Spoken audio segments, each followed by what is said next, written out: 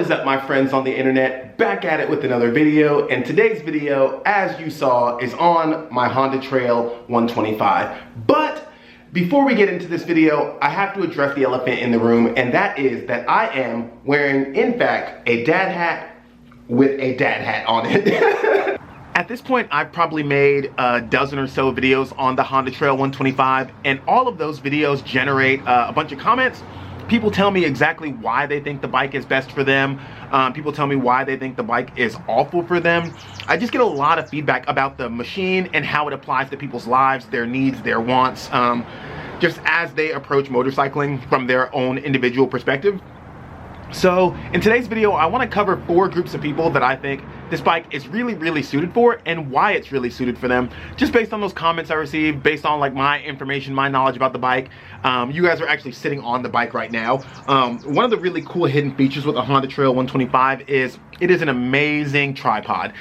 It will let a camera sit on it so well.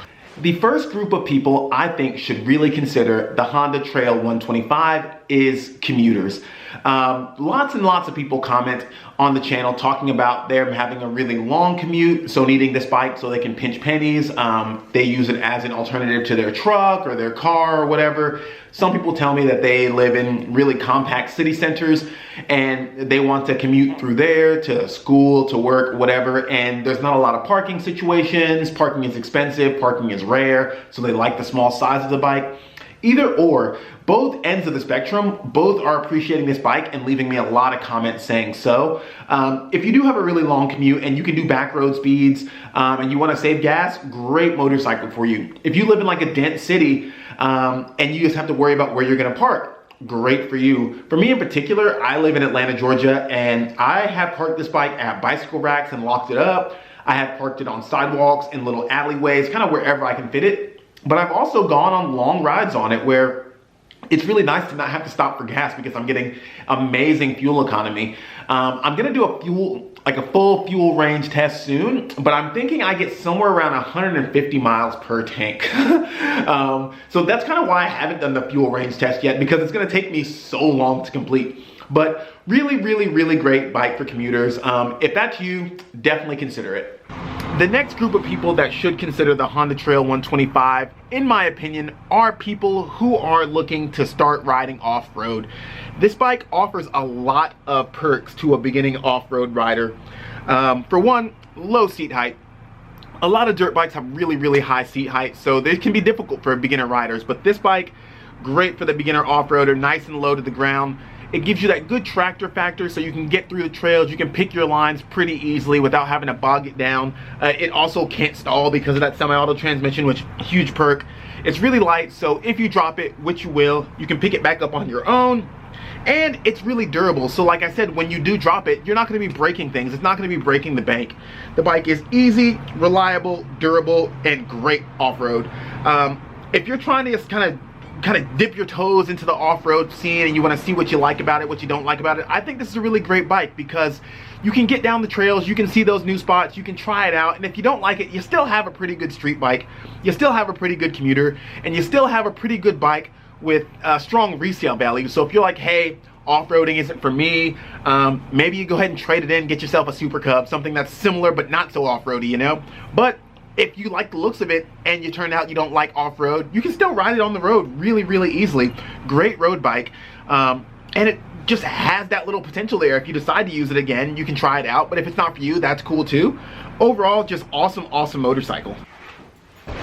Another group of people that comment on my videos a lot are people that want to get into maintaining or modifying motorcycles for the first time. They maybe have a bike or have had a few bikes, but they've never really worked on it themselves. They've never really turned a wrench themselves, and they really want to learn.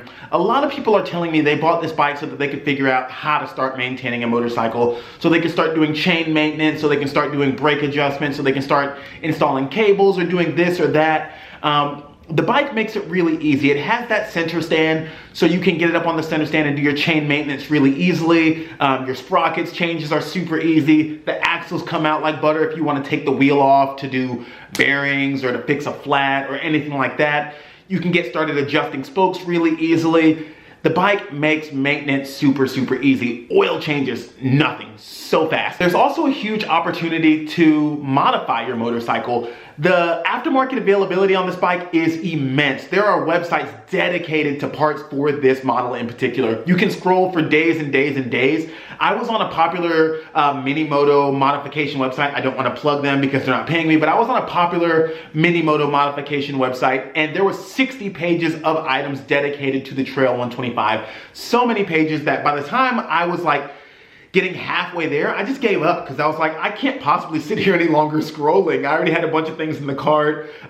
If you want to modify your motorcycle, if you want to customize it to make it your own, this bike is really, really good for that. And installing those parts will be super easy because there's not a whole lot to it. There's not body work to worry about. There's not a lot of hidden nooks and crannies. Everything is exposed right there where you can get your hand on it with the basic hand tool.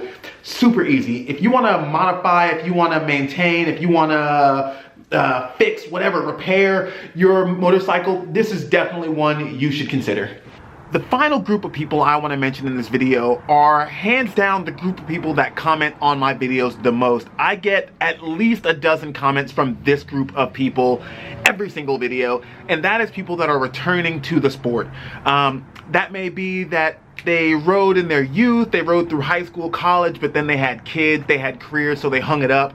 But now that they're being attacked by a mosquito, but now that they are empty nesters or retired or just kind of got more time on their hands or whatever, they want to return to motorcycling. They are trying to look for a bike that reminds them of what they used to ride. And this bike is the bike that they used to ride. The people that should buy this bike are people that originally owned this bike, people that already owned this motorcycle once. If you were in high school or college way back in the 70s and 80s and you rode this motorcycle and it was really good to you, get another one. It's still gonna be really, really good to you. I had people saying that they are retired, so they bought them to ride around on so they don't have to drive anymore. They bought them because they are recently getting into RVing and they want to put it on the back. They bought them because they want something that's low risk because maybe they don't have all the mobility that they used to have. The step through makes it really easy to get on if you can't lift your leg really high. The semi-auto makes it really easy for if you have any kind of dexterity issues. This motorcycle is really good for people that are just older and looking to get back into it. The vast majority of my viewers are older, so I know this really applies to a lot of you. It is a great bike for that. Honestly, I plan to ride this until I'm old. Hopefully this one itself lasts, but if not, I'll pick up another one. But judging by the fact that there's like still 50s Super Cubs and 60s, 70s, 80s, 90s models of these bikes around, I think this is gonna last for a really long time. Honestly, the bike is timeless. If you're getting back into the sport, super, super, super suggest considering this bike. So that's that. These are the groups of people that comment on my videos the most, and I honestly believe that these groups of people will really benefit from getting the motorcycle. A lot of them have already gotten the motorcycle and they're singing its praises in the comments. If you belong to one of these groups of people and you're on the fence about it, definitely just go ahead and do it. You won't regret it as long as it's like not financially irresponsible for you. I am kind of considering making a video of people that should not buy this motorcycle. If that also sounds good to you, if you're maybe in a different group that's kind of on the fence about it, and you want to see that video, drop a comment below and let me know. But if you like this, go ahead and hit thumbs up. If you haven't hit subscribe. I'll put a subscribe thing somewhere. It's not actually a clickable button. It's just like a thing that's right here doing nothing. It's just there. It looks good. Hit subscribe. I super appreciate it. And last but not least, go out and have a really fantastic day. Tell your people you love them because life is short. I love you. See you next time.